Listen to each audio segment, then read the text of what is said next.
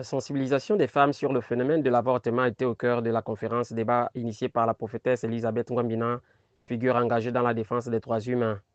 L'événement qui s'est tenu le samedi 15 mars 2025 au temple Gilgal à Libreville a réuni plusieurs experts pour échanger sur cette thématique.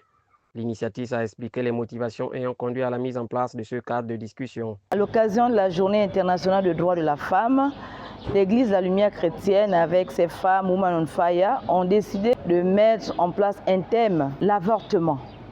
Pourquoi l'avortement? Parce que dans nos églises, nous voyons beaucoup de femmes qui cherchent des enfants. Lorsqu'on fait des entretiens avec ces femmes-là, nous constatons que ce sont des femmes qui ont beaucoup avorté. Et les causes, c'est quoi? Oh, j'étais encore jeune, je ne pouvais pas faire un enfant parce que mon père n'en voulait pas.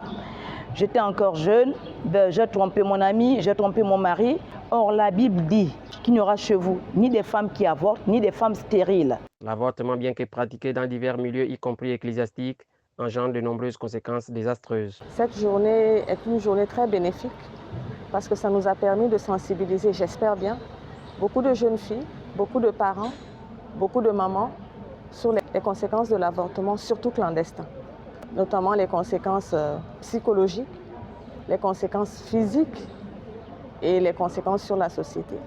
Reconnu comme l'une des principales causes de perte en vies humaines, le phénomène a conduit le législateur à adopter des mesures visant à sanctionner ses auteurs. On peut se poser la question de savoir est-ce que le code pénal gabonais autorise l'avortement. Le principe est que la loi n'autorise pas l'avortement. Il y a quelques exceptions dans lesquelles la loi autorise l'avortement. Lorsque vous regardez les dispositions de l'article 244 et 245 du Code pénal, on prend d'abord la personne qui porte la grossesse, la jeune fille ou la femme qui porte la grossesse, qui se décide d'aller interrompre, c'est-à-dire de ne pas amener sa grossesse à terme sans autorisation d'un médecin spécialisé. Cette personne, cette jeune fille ou bien cette femme tombe sous le coup de la loi. C'est-à-dire, il viole la loi.